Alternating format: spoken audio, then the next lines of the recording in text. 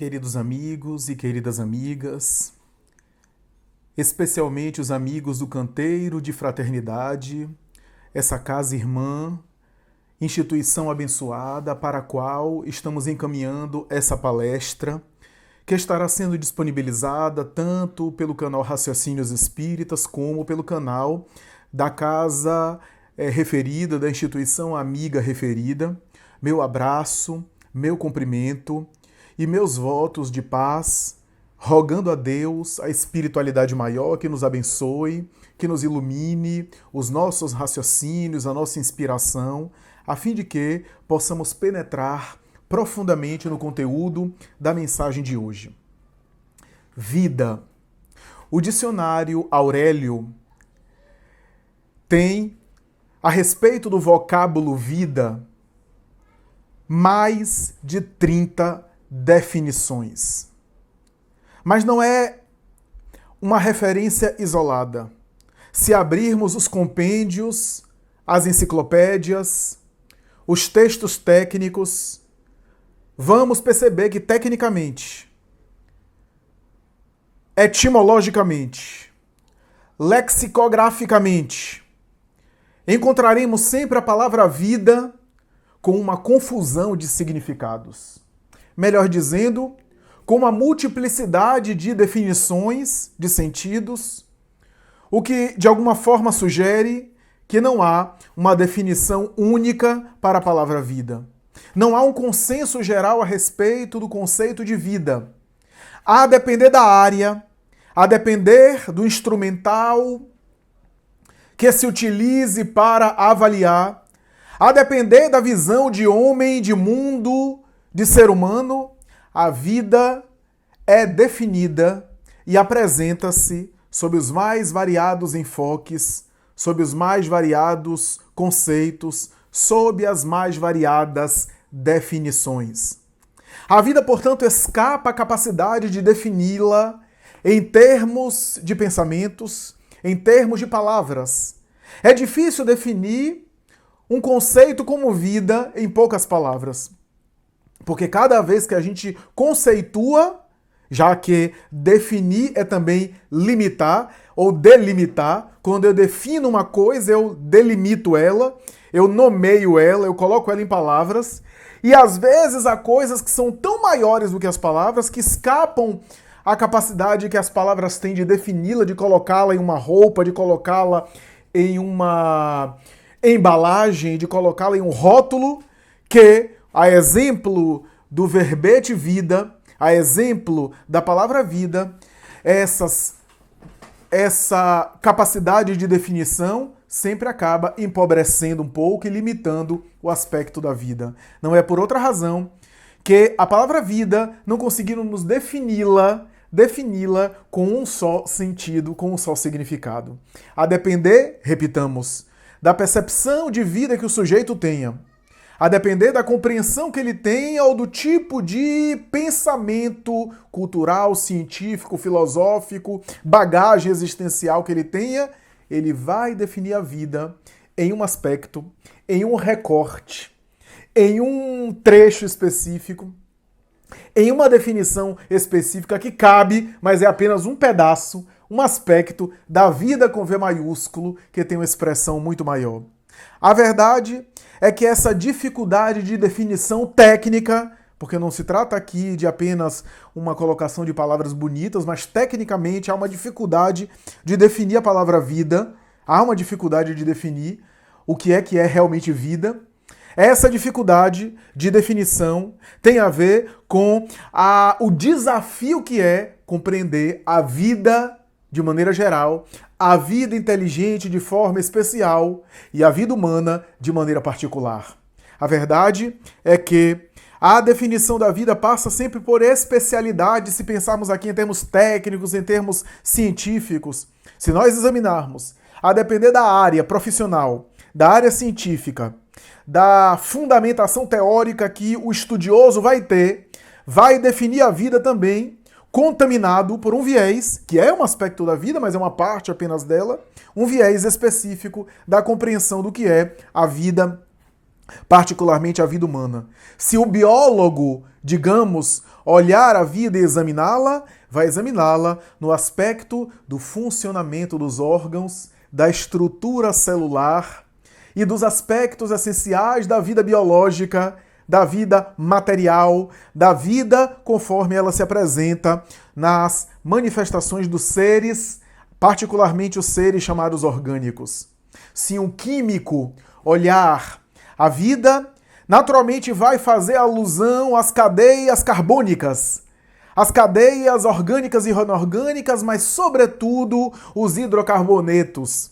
Essa junção de hidrogênio com carbono, que seria parte essencial da vida, particularmente da vida orgânica. E o químico vai também examinar a diferença de um corpo inorgânico, de um elemento inorgânico e da vida orgânica, e qual a diferença deles, e vai especular a respeito desses elementos básicos de laboratório. O poeta, ou o amante da literatura, o que reflete a respeito da vida em termos aí simbólicos, metafóricos, vai talvez dizer que a vida está associada à vitalidade, a sentir-se vivo e a romantizar a respeito da vida, portanto, se conectar com ela através da arte em suas variadas manifestações. A psicanálise, desde Sigmund Freud até os grandes teóricos como Lacan no século XX, vai estabelecer que, do ponto de vista psicanalítico, a vida está associada a Eros. Eros, que é uma expressão que vem do grego, da mitologia grega, e que está associada inclusive ao cupido Eros, que pescava os corações, porque Eros seria o símbolo mitológico, metafórico associado à libido. Porque para a psicanálise, a vida tem a ver com a libido. Libido, no sentido da psicanálise, é a energia sexual, mas sexualidade para a psicanálise não é apenas limitada à expressão do sexo, da prática sexual, mas sexualidade tem a ver com aquilo que Freud estruturou tão bem no seu texto canônico chamado além do princípio, o princípio do prazer, a teoria do princípio do prazer, os 3 ensaios sobre a sexualidade humana, e mais tarde, além do princípio do prazer.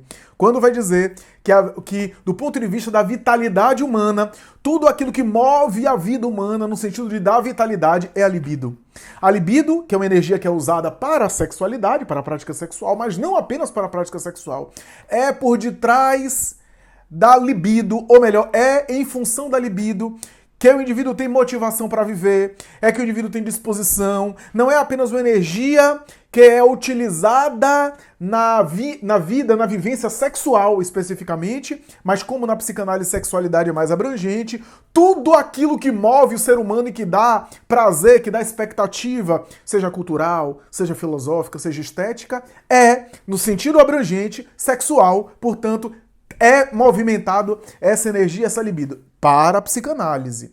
Para a psicanálise, portanto, nós não apenas movimentando essa energia sexual na prática da sexualidade, mas também em outras práticas que também é sexualidade na visão psicanalítica. Portanto, a cultura, a leitura, a civilização, as relações, os diálogos têm a ver também com essa libido, essa energia eros que está sendo movimentada. É uma colocação interessante que de alguma forma tem a ver com essa energia vital que Freud achava que era subordinada, essa vitalidade, à própria libido. Libido que dá disposição para o sexo, mas dá disposição para a cultura, para amadurecimento, para o prazer, em que pese a psicanálise é pessimista, como aliás a conclusão da teoria da psicanálise em termos de visão de homem é sempre pessimista.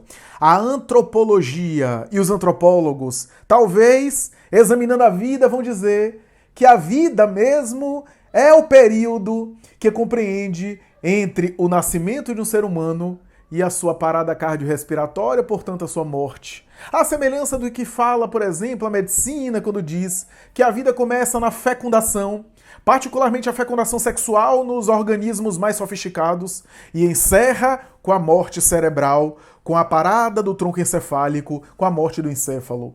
Por outro lado, do ponto de vista antropológico, a vida tem a ver também com processos que o ser humano faz na construção da sociedade, no seu comportamento, na relação com o meio.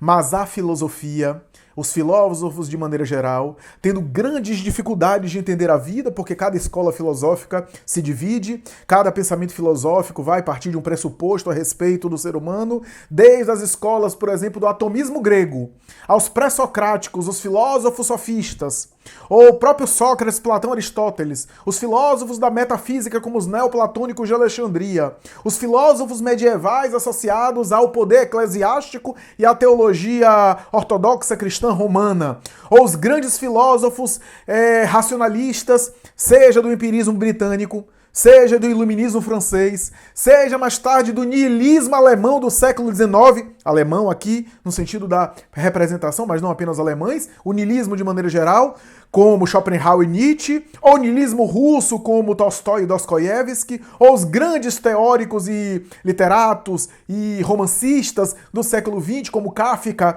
e como outros, ou os filósofos da angústia, como Kierkegaard. Cada um desses filósofos vai elaborar, vai estruturar e vai abordar a vida com a sua concepção. Mas de maneira geral, se a gente for buscar um conceito geral, um conceito básico, um conceito consensual da filosofia para a vida, que aliás é um conceito muito vago, muito genérico, muito abrangente, mas que também satisfaz, é o conceito de que a vida tem a ver com uma animalização da matéria, né? Uma animalização da matéria, ou seja, animalização aqui no sentido de animal, não.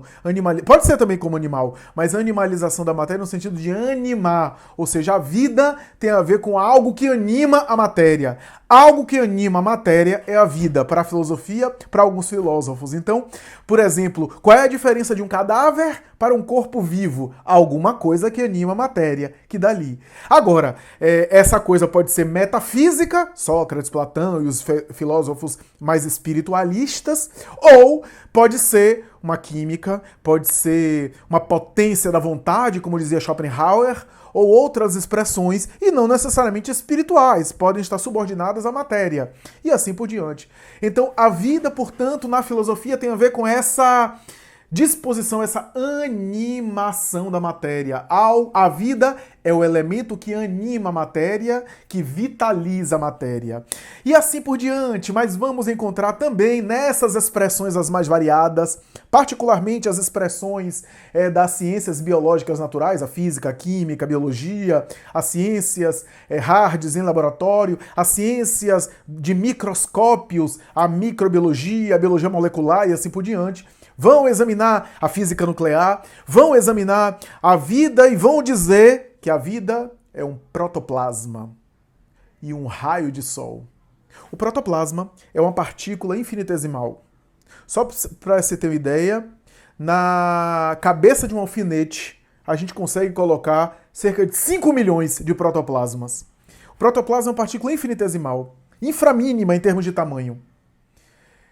Dizem alguns teóricos das ciências naturais que se toda a vida do planeta desaparecesse, toda a vida na Terra fosse extinguida e ficasse apenas um protoplasma, e o raio de sol, a incidência da luz solar sobre esse protoplasma faria com que ele se desdobrasse, que se multiplicasse e, depois de algum tempo, breve para uns, longo para outros, aí depende do entendimento, depende da interpretação, aí depende do que você quiser escolher, né? Depende de como você queira entender e compreender o fenômeno, mas dentro de uns 4 a 5 bilhões de anos, toda a vida na Terra estaria elaborada, com todo o vegetal, com todo o animal e com as criaturas humanas.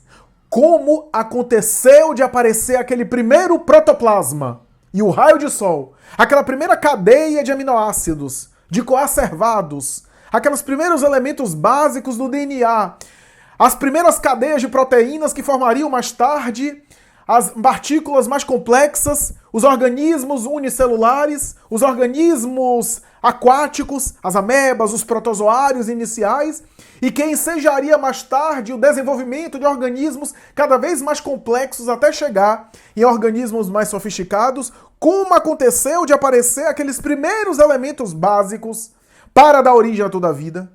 Ninguém sabe. Há hipóteses, há especulações, há dúvidas, há teorias, mas ninguém sabe de maneira consensual na ciência. A vida é um artista caprichoso, porque pelos fenômenos da química orgânica e inorgânica, a vida, por exemplo, transforma ácido carbônico em açúcar, ou em madeira, açúcar para dar paladar às frutas, no caso da produção aí vegetal, e madeira na produção das árvores. A vida, portanto, é esse artista caprichoso, é esse artista especial, é esse artista que vai se alterando, vai se transformando em torno da natureza. A vida é tão especial que a gente se contempla maravilhado sob os aspectos da vida e ainda assim a gente não consegue abarcá-la totalmente. Psicologicamente falando, nas escolas de psicologia de maneira geral, vida ou viver é diferente de existir. Existir é estar com o funcionamento basal, com o funcionamento fisiológico, com o funcionamento automático do ponto de vista dos automatismos orgânicos. Isso é existir. Existir é sobreviver, é comer, é dormir, é acordar, é procriar. São os fenômenos automáticos, portanto, que se dão do ponto de vista do instinto e que não tem a colaboração da nossa reflexão, das nossas escolhas, das nossas deliberações de maneira mais sofisticada. Existir é diferente de viver. Para algumas escolas de psicologia, os animais, por exemplo, existem, mas não necessariamente vivem, alguns deles. Existir é diferente de viver. Existir é estar, de alguma forma, em uma existência. Viver é, de alguma forma, se conectar à existência. Diz um dos grandes teóricos, discípulo de Gurdjieff, Pedro Auspensky, que a maioria das pessoas existe, porque são pessoas fisiológicas apenas. Vivem apenas para a sensação mais imediata. Mas viver tem a ver com dar um sentido psíquico e um sentido emocional para as coisas, para a vida. E isso é interessante a gente aqui aprofundar. A psicologia, portanto, vai dizer que viver tem a ver com dar sentido emocional, porque a vida não é uma questão só de sensação. A sensação faz parte da vida, mas a vida, do ponto de vista profundo emocional, não é uma questão de sensação, é uma questão de emoção. A sensação dá prazer. A emoção dá felicidade. O prazer é interessante, é importante, mas o prazer é sempre fugidio. É um palito de fósforo que você acende, à medida que ele faz luz, ele já está desaparecendo. Ele já está se consumindo, já está indo embora. Por isso que filósofos pessimistas olharam a vida apenas pelo prazer e disseram a vida é triste. Porque é isso que dizia, por exemplo, Schopenhauer e outros. A vida é triste. Porque o prazer que eu estou vivendo agora já está acabando, já está indo embora. E a vida é tão triste porque mesmo o prazer que eu tenho agora vai me dar amanhã saudade do prazer que eu tive e que eu não tenho mais. E a vida é um suceder de perdas, como dizem alguns. Psicologicamente, viver e existir são expressões, portanto, diferentes. São experiências, portanto, muito distintas. Mas ainda psicologicamente falando, alguns psicólogos vão dizer que vida, no sentido profundo da palavra, psicologicamente falando, vai ser a vida interior. Vai ser quando o indivíduo se conecta consigo mesmo, com as suas emoções, com a sua psicologia, quando começa a se conhecer mais, quando tem vida interior. Do ponto de vista da psicologia, a vida interior, para alguns, especialmente para alguns psicólogos evolucionistas, começou essa vida interior quando o homem primitivo, que era mais instinto, que era mais razão, por algum motivo que pode ser o mais variado, esses motivos podem ser o mais variado, uma proibição, uma punição, o medo de morrer, sei lá, alguma coisa ameaçadora, ou alguma consciência de despertar que deu nele. Enfim, seja qualquer que seja o motivo, o homem primitivo, que era muito mais impulso, que era muito mais instinto, então era o prazer da reprodução, do sexo, ia. Era o prazer da fome, ia lá e caçava. Não conversava, era agredindo, porque era muito mais instinto do que raciocínio. No momento em que o ser humano freou esse instinto, E quando eu digo frear, não é frear por completo. É frear em certo nível, mesmo que seja um nível pequeno. Quando ele começou a controlar, quando ele começou a reprimir, quando ele começou a dosar parte desse instinto dessa manifestação instintiva, ele começou a refletir sobre aquele impulso que não era extravasado. No momento em que ele freia o impulso, no momento em que ele reprime o impulso de agressividade, por exemplo, e fica com esse impulso para ele começa a refletir e começa a raciocinar sobre aquilo, sobre ele mesmo, sobre aquele impulso que está dentro dele. Surge aí a noção de vida interior. Para Freud, num texto fundacional, num texto canônico dele, um dos textos clássicos, não apenas da literatura freudiana, mas diria até um texto clássico da modernidade e da pós-modernidade, o mal-estar da civilização. Para Freud, de alguma forma, isso gerou a noção aí de alteridade, a noção de eu e o outro, a noção dos conflitos também humanos, dos limites humanos, e de alguma forma podemos pensar que simultaneamente a isso, a inauguração da civilização freudiana se dá por isso, e por incrível que pareça, ao mesmo tempo, o aparecimento do capitalismo, o aparecimento da sociedade de mercado, da sociedade da civilização, a partir daí. Então, a ideia dessa individuação, vida interior, individuação no sentido de apropriação do mundo interior em relação ao outro, e ao mesmo tempo a noção de propriedade privada, a noção de capital, a noção, né, de vida social, de vida política, de poder e assim por diante. Então, essa história é muito interessante como psicologia, e quando eu falo psicologia não a ciência, psicologia, estrutura mental humana e sociologia, vida social, passam a se interrelacionar, né? A verdade é que, do ponto de vista ainda da psicologia, essa vida interior vai sendo elaborada. Quanto mais o indivíduo tem vida interior, mais vivo ele se sente, do ponto de vista psicológico. Quanto mais vida exterior ele tem, quanto mais vida para fora, vida do ego, vida para ser visto, para ser curtido, para ser aplaudido, para ter, de alguma forma, mecanismos de compensação de fora, onde eu não sei o que é bom para mim, o outro é que sabe o que é bom para mim, porque o outro é que vai me aplaudir ou não. Isso é bem sintomático nas redes sociais. Então, na verdade, o que eu vou achar que é bom é o que os outros vão aprovar, o que os outros vão dizer legalzinho, vão dar um joinha pra mim. É isso que vai tipificar, digamos assim, a nossa vida.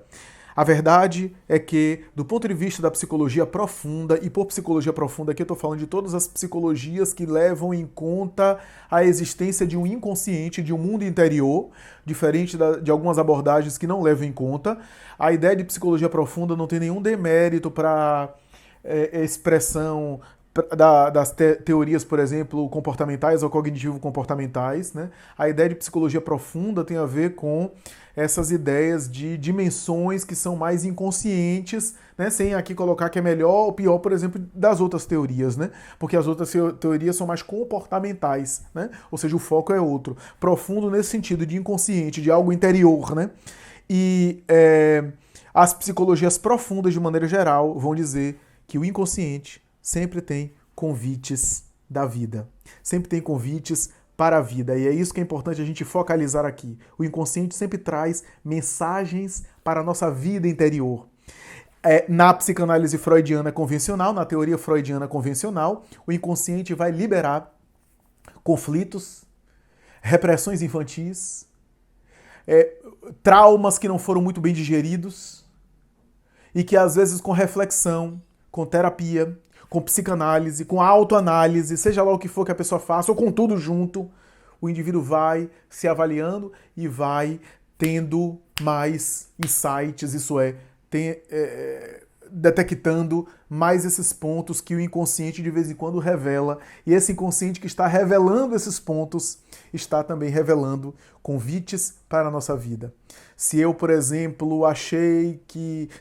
tenho uma agressividade, aí eu faço uma análise e eu percebi que essa agressividade tem a ver, por exemplo, com uma libido reprimida, porque eu tive, sei lá, uma educação castradora, sei lá, uma educação muito repressora, muito violenta, e a libido, que deveria ser o fenômeno do prazer convencional, foi reprimida, ficando com uma espécie de raiva daqueles elementos que me reprimiram, e essa raiva mais tarde eu devolvi para a sociedade de uma forma agressiva.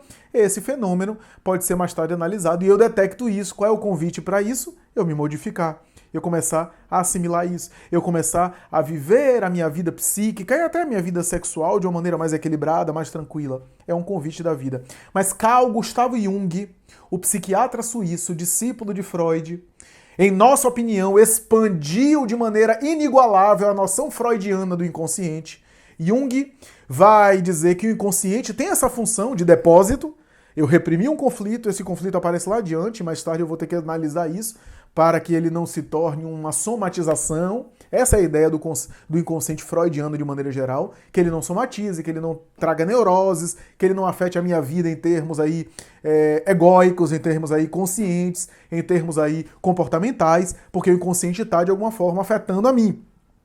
Jung vai dizer que o inconsciente tem essa função, o inconsciente tem essa função de depósito, de conflitos e tensões psíquicas que de vez em quando vêm à tona, perturbando o indivíduo, mas convidando o indivíduo de mudar e de se dar conta disso, desses traços neuróticos. Mas a perspectiva junguiana, que é um pouco menos pessimista do que a perspectiva freudiana, porque a perspectiva freudiana vai dizer que, nesse sentido, o sujeito não tem muito o que fazer a não ser ficar lidando com as pressões do inconsciente que de vez em quando vão perturbá-lo, e ele vai ter que lidar com aquilo, administrando, e ao mesmo tempo a sua vida prática, a sua vida material, a sua vida real. Esse é o homem da psicanálise freudiana, esse é o homem freudiano, que é um homem sempre em conflito, que é um homem sempre só sobrando entre uma realidade e outra, né?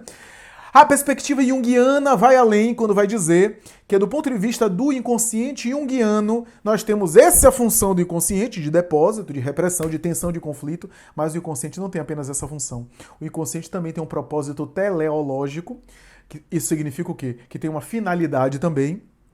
E o inconsciente também tem elementos que eu tenho que acessar, não apenas como conflitos e tensões para eu gerenciar e diluir aquele conflito, mas também tem elementos ali que são potenciais nossos. Eu estou falando de maneira simples, o jargão técnico junguiano é mais complexo, mas como estamos em uma palestra que não é palestra para especialistas, é palestra para o público em geral, eu não vou complicar, eu não vou tornar a coisa mais complexa. Então, no inconsciente junguiano, nós temos também potenciais para descobrir. E quando a gente descobrir, aqueles potenciais agregam a nós, faz um upgrade, né? Complementam a nossa personalidade, desenvolvem a nossa personalidade em um ser mais completo, em um ser mais desenvolvido, em um ser mais aperfeiçoado. Essa é a mensagem da vida junguiana. Olhar para o inconsciente, para diluir os traumas e conflitos, mas também para assimilar, para agregar, para complementar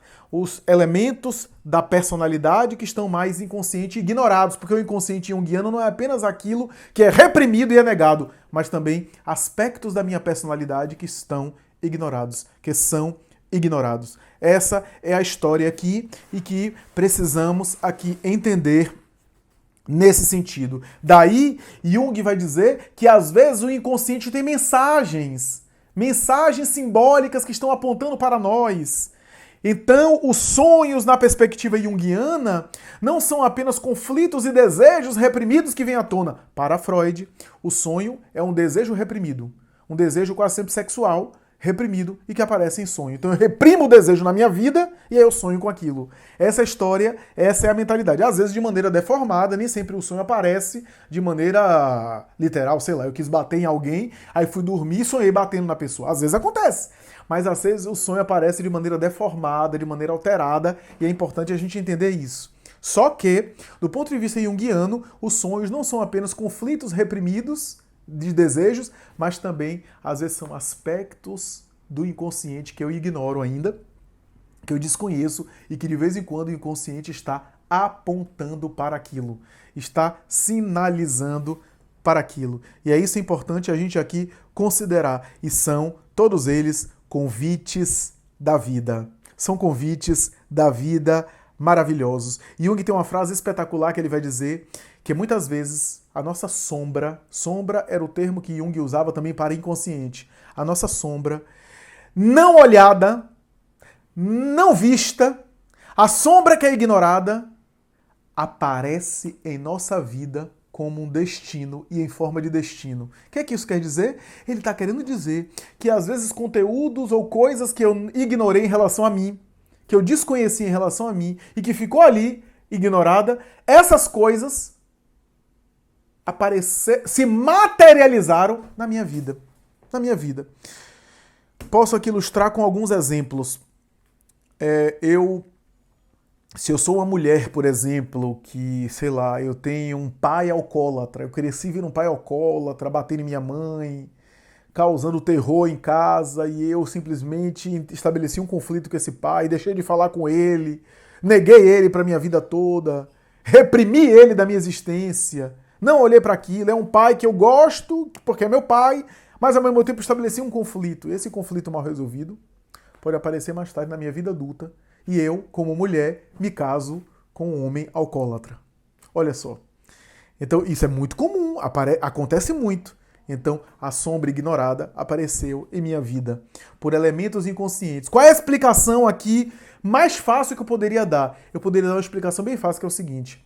É como se, inconscientemente, aquilo que eu não consegui resolver, aquilo que eu não consegui corrigir na minha vida de origem, na minha família de origem, nas figuras parentais, os pais, o casamento dos pais, eu agora atualizo para a minha vida para tentar corrigir agora na minha vida amorosa, na minha vida conjugal.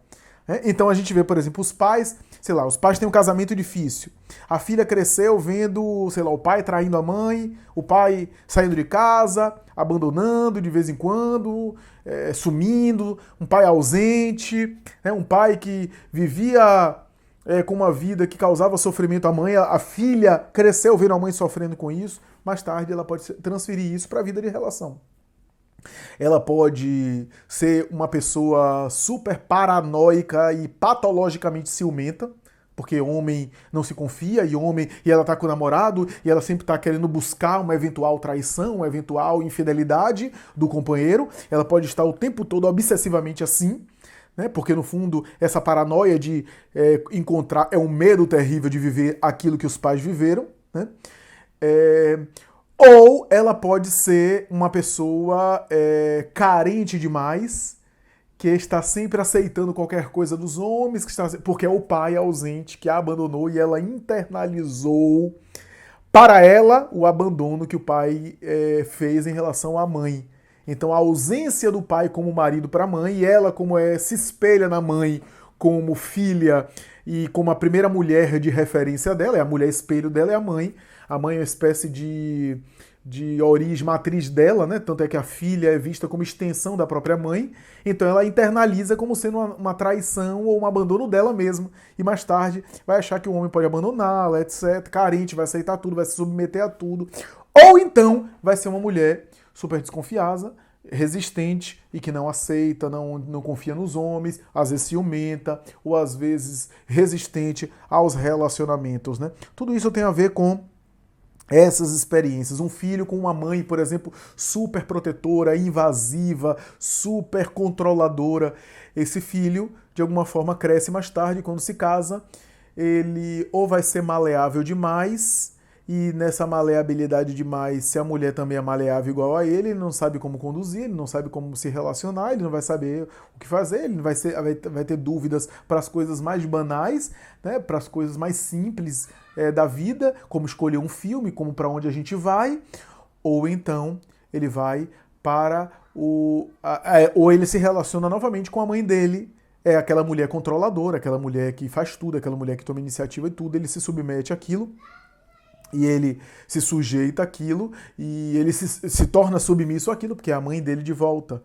Então, tudo isso eu estou falando em termos aqui gerais, é claro que cada caso é um caso, não estou fazendo terapia, não estou fazendo terapia com alguém, estou falando de maneira geral, claro, na avaliação psicológica de cada caso, a gente analisa isso, mas Jung vai dizer também que há um fenômeno que é um convite da vida, que também se materializa no mundo material, que é o fenômeno da sincronicidade. A sincronicidade é uma espécie de coincidência significativa. É quando eventos ocorrem de maneira coincidente, mas que tem um sentido profundo para a pessoa. Não é apenas uma coincidência, sei lá, eu estou usando essa roupa aqui marrom e você também. Olha que coincidência. Não, não é isso. Não é um fenômeno aleatório, né? Não é uma fantasia, uma Disneylândia. Não, não é isso. É uma coincidência que tem um sentido, que tem um significado, que as pessoas param e dizem, nossa, aqui tem um sentido interior para mim. Tem um sentido profundo. Né?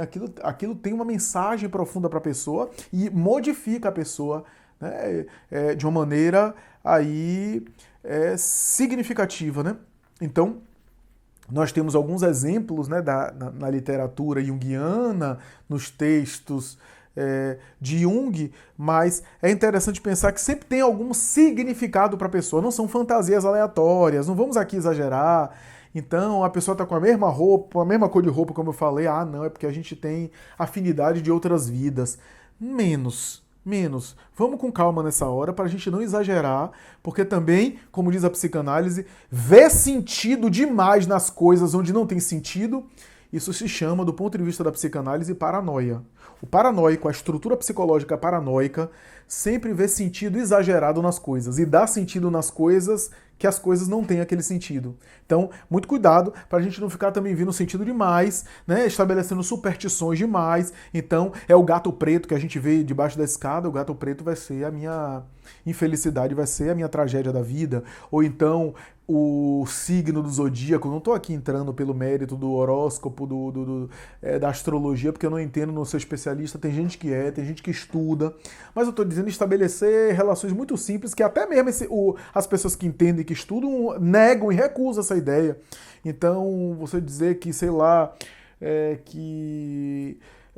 eu estou me relacionando com a mulher de Gêmeos, cuidado, porque a mulher de Gêmeos é duas caras, ou então um namorado de Escorpião, cuidado que ele vai dar o bote, e a minha vida é ruim, ou minha vida tá ruim porque a Lua tá em Mercúrio, ou tá sei lá o quê. Não é bem assim. Tenhamos muito cuidado com isso, para não estabelecermos aqui superstições fatalistas e autossugestivas. Porque se eu ficar achando que o gato preto na escada é uma mensagem da vida para mim, de que a minha vida vai dar errado, eu posso me autossugestionar e eu vou para lá. Eu nunca me esqueci de alguém que me dizia assim, a minha vida sempre dá as coisas erradas. Você sabe, Flávio, eu tô aqui, se uma pedra vier, eu tava numa palestra, depois da palestra, se uma pedra vier para esse público aqui do auditório, vai bater na minha cabeça. Vai cair justamente em mim. E eu fiquei pensando comigo mesmo, e de fato vai mesmo. Porque se a pedra voar no público, ela vai até espichar a cabeça, vai até levantar a cabeça para bater, vai dizer, tá vendo? Tá vendo? Para confirmar, por fenômeno de autossugestão. A gente se autossugestiona demais. Quer ver outra coisa? Trabalho de magia negra. Fizeram um trabalho de magia negra contra mim. Deve ter sido a ex-mulher do meu marido, etc. E a gente entra numas interpretações. Porque no fundo também é um pouco egóico, né? Se fazem trabalho de magia negra para mim, é porque eu sou famoso, eu sou super importante, as pessoas estão contra mim, é porque eu tenho algum valor, né? Já que ninguém persegue gente que não tem valor nenhum. Então se eu estou sendo perseguido, é porque eu presto para alguma coisa, eu valho alguma coisa. Ora bem, a gente tem que evitar esse tipo de coisa, né? Trabalho de magia negra, etc. E que as pessoas estão contra mim e minha vida está dando errado porque estão fazendo trabalho de magia negra. Eu já falei e falo aqui em público, pode gravar, né? Tá sendo gravado aqui, tá registrado, você tá assistindo, mas já falei várias vezes em palestra, quem quiser fazer trabalho de magia negra contra mim, pode fazer. Se quiser que eu dê alguma peça de roupa, porque diz que se der peça de roupa, é fatal. Quer que eu coma a comida do trabalho? Eu como.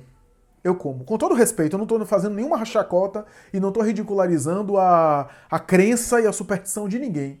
Mas se quiser que eu coma, quer dizer, se a comida tiver com o mínimo de higiene, né? Não vou pegar uma comida na rua para comer, é claro. Mas se quiser fazer um trabalho e me dar uma comida higiênica, se for comida baiana, então eu como mesmo. Isso não vai alterar o meu livre-arbítrio. Não vai alterar a minha existência, porque convenhamos.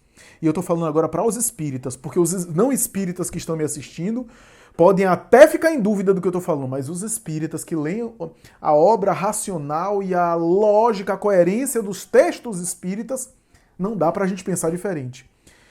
Convenhamos, espíritas. A gente sabe, do ponto de vista espírita, que as leis de Deus é que governam o universo. Existe o mal? Existe.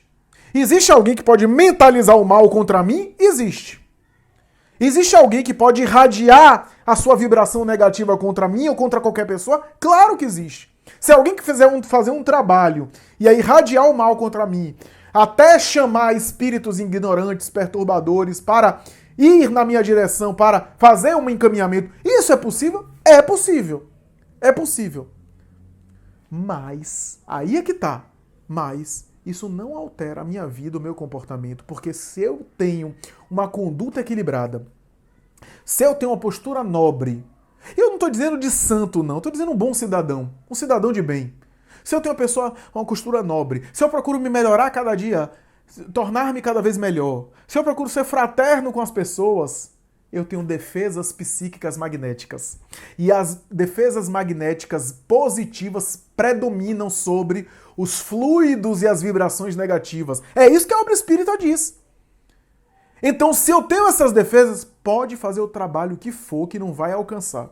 Agora, se eu tiver uma vida egoísta, cruel, perversa, narcisista, se eu tiver uma vida desequilibrada, se eu tiver uma vida de excessos, excesso de tudo que é jeito, aí, meu amigo, não precisa nem ninguém fazer trabalho. Não precisa ninguém fazer trabalho contra mim. Eu mesmo atraio os espíritos.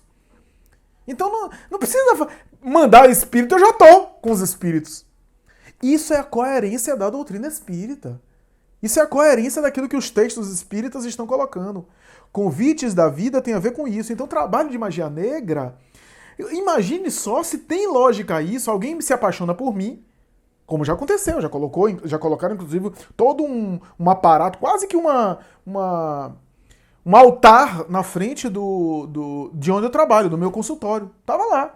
O porteiro, segurança, não quis pegar e disse, moço, eu não mexo aí não, porque aí é preceito dos pesados, falou isso comigo. Eu disse, preceito pesado ou leve, eu vou pegar. E peguei a garrafinha lá de cidra, peguei os pratos, etc. E fui jogar no lixo. Porque eu não ia deixar ali para as pessoas ali passarem, se deslocarem ali, no meio, na frente de uma porta que tinha que abrir para o meu consultório para as pessoas entrarem e saírem. Tranquilamente. Até hoje eu tô vivo, não morri. É porque, convenhamos, alguém se apaixona por mim e eu não quero. E aí a pessoa faz um trabalho de magia negra contra mim e eu morro. Tem lógica isso? Não tem coerência. Então as leis de Deus estão nas mãos de pessoas apaixonadas. De pessoas que carregam paixões. Então não tem cabimento, não tem lógica isso. O Espiritismo vem dizer que somos espíritos imortais. Que a vida prossegue além do túmulo e antecede antes do berço. Que a vida antecede ao berço. Que a vida sobrevive à tumba. Que somos viajores da eternidade por meio das reencarnações sucessivas, graças às quais o ser humano aprimora-se para alcançar a plenitude que lhe está reservada. O Espiritismo vem dizer que a vida tem um sentido profundo, e esse sentido profundo é evolutivo, que há um aspecto espiritual evolutivo. Espiritual no sentido aqui de desenvolvimento espiritual. Que a nossa experiência durante o corpo tem a ver com amadurecimento da nossa personalidade, aprimoramento do espírito que somos, aprimoramento do ser espiritual que somos no corpo que estamos. O Espiritismo vem dizer que a vida tem esse sentido profundo porque é um sentido espiritual e não material. A vida material é transitória, mas a vida verdadeira é espiritual. E a vida espiritual tem elementos eternos e permanentes mesmo durante a vida material. O espírito mergulha na vida material para da vida material se libertar, mas traz uma bagagem interior para desenvolvê-la. É o inconsciente junguiano, para aprimorá-la, para desabrochá-la e para fazer com que o Deus interno que existe dentro dele saia. O Espiritismo vem dizer que nós, na vida material, temos bagagens espirituais para desenvolver na vida material. Para que quando acabe a vida material, a gente leve com a gente a bagagem espiritual. Porque a bagagem material a gente usa durante aqui. É necessário que a gente use a bagagem material. Os recursos materiais que tem aí, a gente tem que usar. A gente deve usar. É preciso que a gente use. Mas as bagagens materiais ficam na vida material. E aquilo que a gente vai levar carregando é a bagagem espiritual que a gente desenvolveu enquanto carregava a bagagem material. Que a gente pôde também carregar as bagagens espirituais e na hora da passagem a gente larga as bagagens materiais e carrega consigo só o patrimônio espiritual que não pesa. É isso que o Evangelho fala quando diz: ajuntai tesouros, ajuntai riquezas, ajuntai amigos com as riquezas do mundo, com as iniquidades do mundo, ajuntai riquezas com as injustiças do mundo. Está lá no Evangelho de Lucas. Então, é um sentido espiritual profundo. O Espiritismo vem dizer que a gente evolui no amor e na sabedoria. Kardec fala evolução intelectual e moral, do ponto de vista da evolução espiritual. Mas o Espiritismo vem colocar a evolução no sentido aí intelectual e moral, nas palavras de Allan Kardec, tem a ver com a evolução do raciocínio, da compreensão, do discernimento, e a evolução dos sentimentos. Né? É isso que é intelecto moral. A evolução do discernimento intelectual, aqui não é no sentido de fazer doutorado, pós-doutorado só não. É no sentido de amadurecer o discernimento, a compreensão das coisas. E a evolução aqui moral, a evolução que é da ordem dos sentimentos. Então, o Espírito de Verdade vai dizer Allan Kardec no livro O Evangelho segundo o Espiritismo: Espíritas, amai-vos e instruí-vos. Portanto, essas duas polaridades, amai-vos e instruí-vos.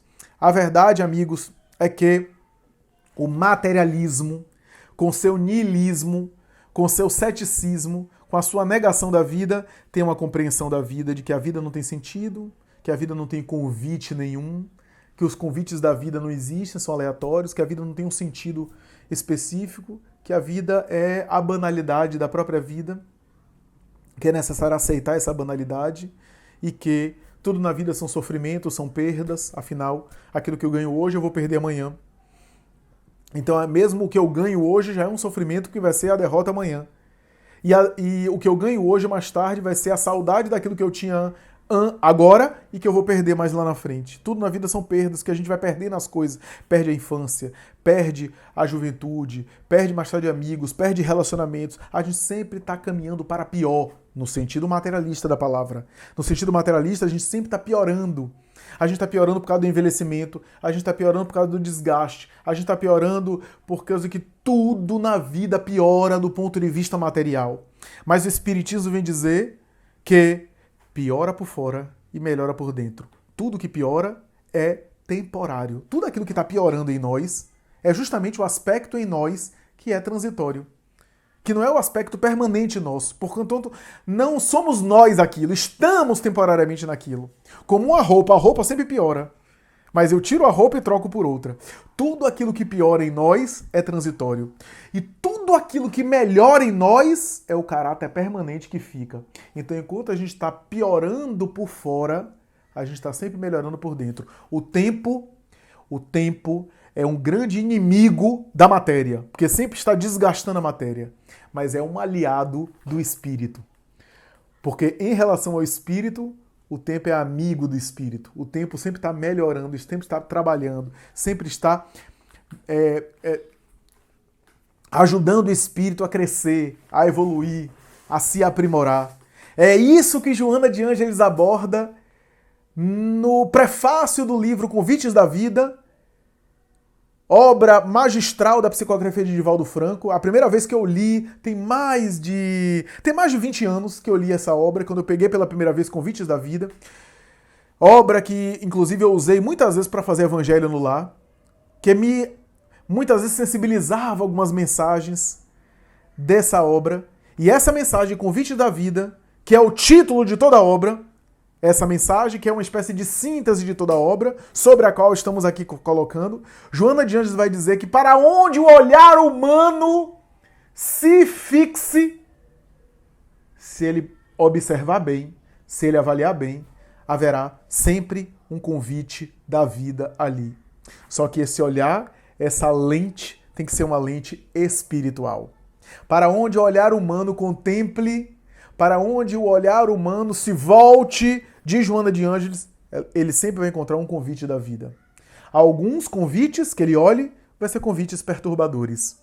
Convites para a desagregação, convites para a destruição, convites para o aniquilamento de uma maneira geral. Convites para o desequilíbrio, para o desregramento, mas há também muitas coisas na vida de fora que são convites edificantes. Cabe a cada um de nós fazer uma avaliação, fazer uma reflexão interior para saber qual é o convite da vida que eu quero retirar daquela experiência. Ou melhor, o que é que cada experiência da vida quer me dizer em termos de convites. Se aquilo é um convite edificante, eu preciso interpretar se é realmente. E se é, eu preciso primeiro interpretar. Ou se é um convite perturbador, eu preciso também compreender. E como eu compreendo isso? A lente do mundo espiritual. Há lentes espirituais que a doutrina espírita me equipa.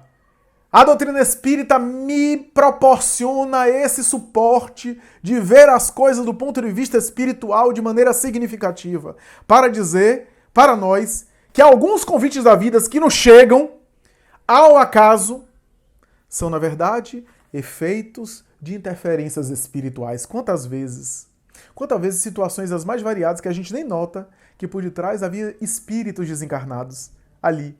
Os espíritos influenciam a nossa vida muito mais do que nós imaginamos. Questão 459 de Livro dos Espíritos. Muito mais do que imaginamos, eles interferem. E não apenas no fenômeno mediúnico. Eles interferem muitas vezes de maneira sutil e a gente nem se dá conta. Particularmente os bons espíritos que não querem aparecer. Eles querem nos ajudar sem necessariamente receber louros ou méritos para isso, porque não tem mais essa preocupação do ego. Né? As interferências espirituais são mais variadas. Kardec tem um texto que ele vai falar: se o ser humano aprimorasse, primeiro com conhecimento espírita, depois aprimorasse o olhar em relação à vida e os acontecimentos da vida que acontecem a ele, o ser humano conseguiria notar a presença do mundo espiritual à sua volta muito mais vezes, com muito maior frequência do que normalmente ele percebe. Porque o mundo espiritual muitas vezes está nos acessando, está nos influenciando a miúde e nós nem percebemos e praticamente não nos damos conta. Ora, o mundo espiritual, portanto, está o tempo todo nos influenciando, o tempo todo nos envolvendo. E a compreensão dessas influências espirituais faz a gente ter olhos de ver e ouvidos de ouvir. Porque olhar é uma coisa, ou melhor, enxergar é uma coisa, olhar é outra. O olhar é eu ver além. Enxergar é uma faculdade, é uma capacidade biológica.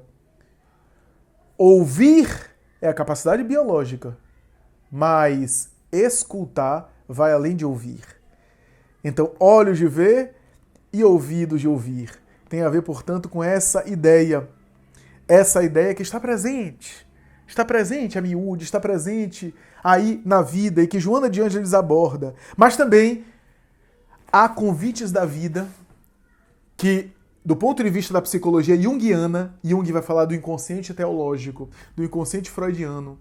O Espiritismo vem dizer que esse inconsciente seja inconsciente que me dá mensagens potenciais que eu preciso olhar para agregar a mim, autoconhecimento, e também os conflitos que o inconsciente armazena. A doutrina espírita vem dizer para mim que são conteúdos de vidas passadas. Há algumas paixões que são vidas passadas. Então, aquele vício que você tem, aquela imperfeição que de vez em quando você repete, aquela paixão muito forte, aquele comportamento muito forte acentuado em você, é aí um convite da vida. Do ponto de vista espírita, o que é que o Espiritismo vai me ajudar a entender? Que aquele traço é um traço do caráter que vem me acompanhando há muito tempo, que não é de agora, que talvez eu esteja aí alimentando ele, vitalizando ele, reproduzindo ele há 500, 600, 700 anos. Então, é uma mensagem. Os vícios não corrigidos, diz Allan Kardec em O Evangelho segundo o Espiritismo, capítulo Esquecimento do Passado, os vícios não corrigidos são sinais de trabalhos que não foram feitos ou de aperfeiçoamentos incompletos que ficaram incompletos em vidas passadas. Olha a lucidez, a sabedoria de Allan Kardec de colocar essas coisas. Que maravilha! Que coisa impressionante! Que coisa interessantíssima. Conteúdos de reencarnações passadas. Quem leu a obra de Ivone Pereira, especialmente a trilogia de Ivone Pereira, né? Eu tô falando aqui de Nas Voragens do Pecado, O Cavaleiro de Lumière e O Drama da Bretanha. São 3 livros, na verdade, um romance que narra uma saga de um grupo espiritual, que na verdade é a família espiritual da própria Ivone. Ivone é uma das personagens da obra. E a própria Ivone é um dos focos da obra e saga de equívocos, de dificuldades. A gente vê Nas Voragens do Pecado, engana, trai, tem aí uma dupla aí que é dupla de pretendentes amorosos dela, de parceiros amorosos, ela fica com um, engana o outro, entrega o outro inclusive para a morte, e depois se arrepende, quer voltar, etc. E também despreza o outro, é indiferente com o outro, e causa desgraça nos 2 seres amados, aí volta no mundo, volta depois na encarnação com o drama de Lumière. Olha novamente a dupla, na verdade vem até um triângulo, né? Vem até uma terceira pessoa, um triângulo amoroso, mas enfim. E olha ela de novo, e aí repete a mesma coisa. Engana um, trai o outro, fica com um e trai o outro, daqui a pouco fica com o outro e trai o um, e aí vai, faz, uma pessoa, um deles não aguenta, se suicida, e ela é responsável por isso, e vai, engana, trai, etc. E aí desencarna. Volta mais tarde, no terceiro romance. E aí tem novamente experiência e novamente reincide, engana um, trai outro, etc. E aí ela que se suicida também. E aqui eu estou contando de maneira geral. Eu sei que há detalhes na obra e não estou contando todas as encarnações. Depois ela tem uma encarnação na miséria, na dificuldade, mas depois volta. E aí, quando tá mais ou menos ajustando a vida, que é um dos capítulos mais dolorosos das reencarnações de Ivone, já no século XIX, século onde ela possivelmente conheceu Chopin, que ela tinha uma amizade muito grande com Chopin, século contemporâneo do próprio Allan Kardec, ela que engravida do outro, né, do amante, de um homem em detrimento de outro, e queria ficar com o ser amado, etc. E aí, sem saber direito, aí o ser amado morre e ela se joga nas águas do Rio Tejo, em Portugal, e desencarna de maneira dolorosa nessa última existência. Então, quantas chances ela teve? Quantas oportunidades ela teve de corrigir o erro? De corrigir, porque, olha, o erro humaniza a gente. Eu não tenho dúvida que o erro humaniza. O erro humaniza, às vezes, mais do que o acerto. O erro torna a gente mais humano, com o outro, inclusive. Porque os equívocos fazem a gente compreender o outro. Fazem a gente perceber que se é difícil para mim, se eu erro, eu começo a ser mais tolerante, menos rigoroso e mais compreensivo com o outro. Porque se eu erro, o outro erra também. E se eu me permito errar e reflito sobre o erro, por que não dá o direito do outro a errar também? Então, o erro, eu não tenho dúvida que nos humaniza muito mais. Mas o erro não nos espiritualiza.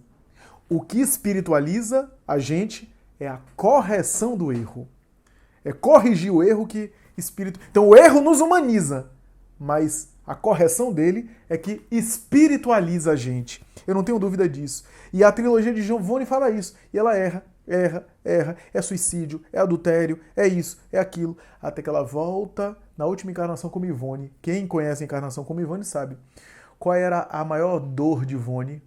Depois de tantos equívocos, ela veio à Terra impedida de construir família, uma profissão muito modesta, sempre vivendo de favor na casa dos outros, na casa das pessoas, mesmo que no final da vida esteve na casa de um familiar, e mais adiante ela sempre não pôde, a grande falta, a grande dor dela era casar com alguém, ter uma vida matrimonial e construir uma família.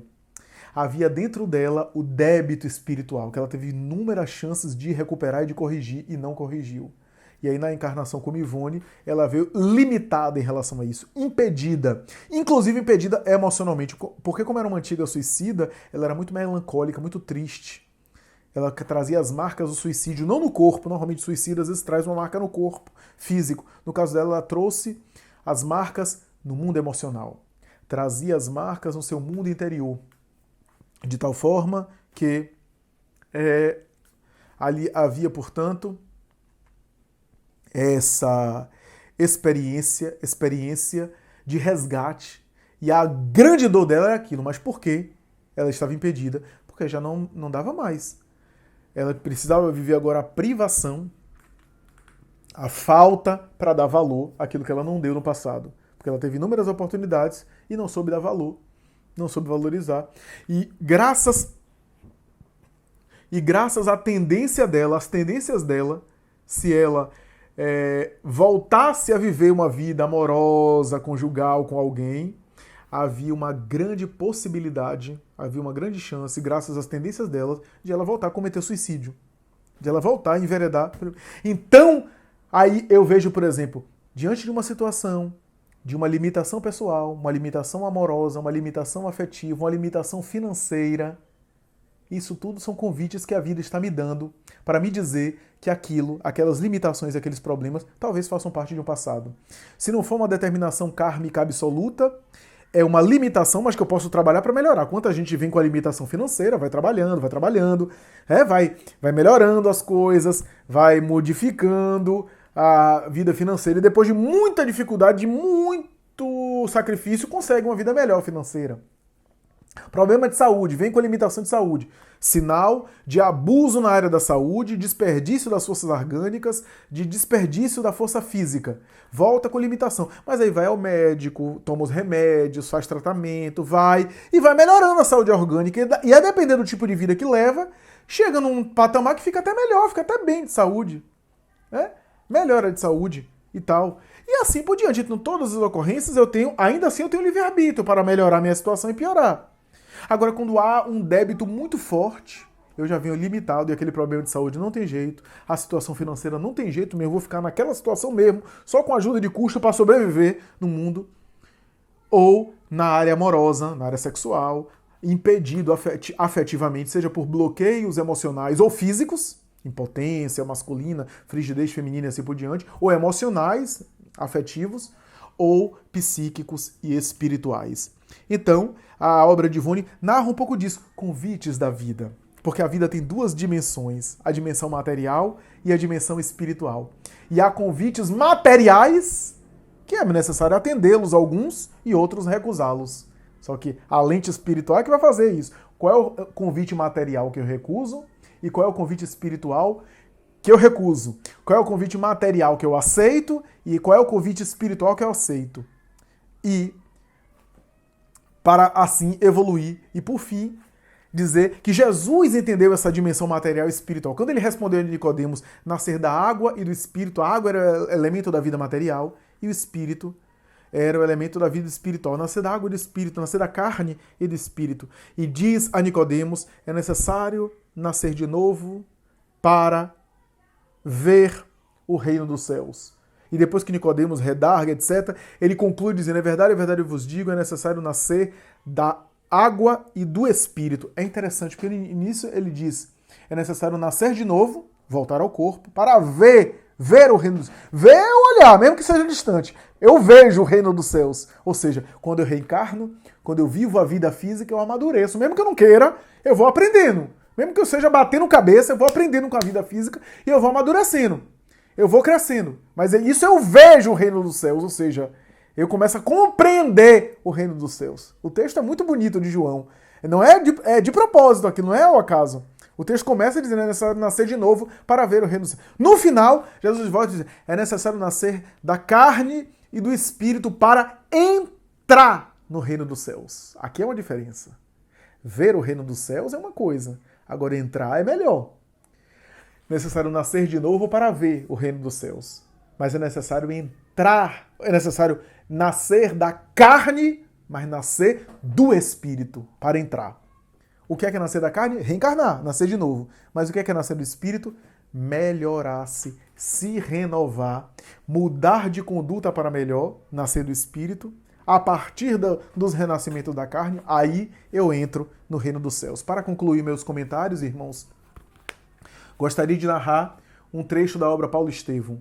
Paulo, em algum momento, antipatizou com Tiago. Tiago, filho de Alfeu, e Paulo. Ambos estabeleceram uma rixa. Quem leu Paulo Estevão sabe disso. A inimizade só crescia. E embora cristãos e apóstolos e trabalhando, Paulo discordava de Tiago porque Tiago se mantinha muito apegado à tradição de Moisés, judaica, e não havia se libertado um pouco disso, né? Por exemplo, Tiago achava que só os judeus que eram circuncidados poderiam receber a palavra do evangelho. E Paulo achava que o evangelho deveria ser pregado a todas as gentes, a todas as pessoas. Paulo, nesse sentido, tinha razão. Mas a briga era muito grande e a igreja ameaçava dividir.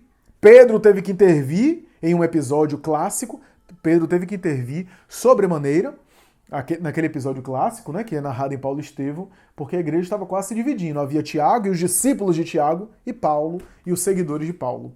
Então, passou a vida inteira os dois se cumprimentando, tratando-se cordialmente bem, mas com certa resistência e com certa antipatia, com certa distância. Olha só, eram dois apóstolos.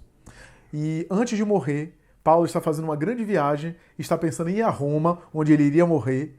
E antes de ir a Roma, ele recebe uma carta de Tiago, da igreja de Jerusalém. Eu imagino ele não falou assim, mas Emmanuel descreve de uma outra forma. Ele pegou a carta e disse, mas esse sujeito ainda está me convidando para ir lá, que petulância, eu vou ter que me dar esse trabalho para ir lá. Quem ele acha que é? Mas Paulo foi. Já estava idoso, já havia amadurecido, foi. E encontrou Tiago. E Emmanuel diz assim, Tiago parecia um dos grandes profetas de Israel, estava até modificado, mais experiente, mais lúcido. E aí Tiago se aproximou de Paulo e falou de uma maneira que ele nunca tinha falado para Paulo. Contou os problemas da igreja de Jerusalém, pediu ajuda a Paulo, que ele estava precisando. E aí Tiago disse algo que Paulo começou a falar, algo que Paulo nunca havia pensado. Tiago, em determinado momento, disse assim, Paulo, eu sei que você nunca me compreendeu a vida inteira, mas eu quero lhe dizer, e eu também não lhe compreendi, mas eu quero lhe dizer que não pense que tem sido fácil para mim.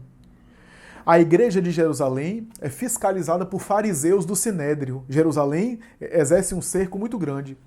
E se não fosse as minhas práticas judaicas e as minhas relações de amizade, porque eu estabeleci uma rede de relacionamentos aqui em Jerusalém, a igreja de Jerusalém já estaria sido destruída. A casa do caminho já teria caído, já teriam derrubado. Graças às minhas relações de amizade com fariseus do Sinédrio e graças às práticas judaicas que eu mantenho na igreja do caminho, eu pude preservar e estabelecer uma relação cordial com as pessoas aqui de Jerusalém. Mas não pense que essa renúncia minha tem sido fácil. Muitas vezes eu consulto a minha consciência e começo a falar dos seus sacrifícios, das suas renúncias.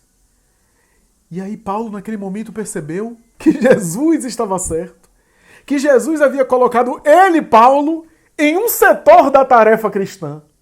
E havia colocado Tiago em um outro setor da tarefa cristã, mas estava tudo certo.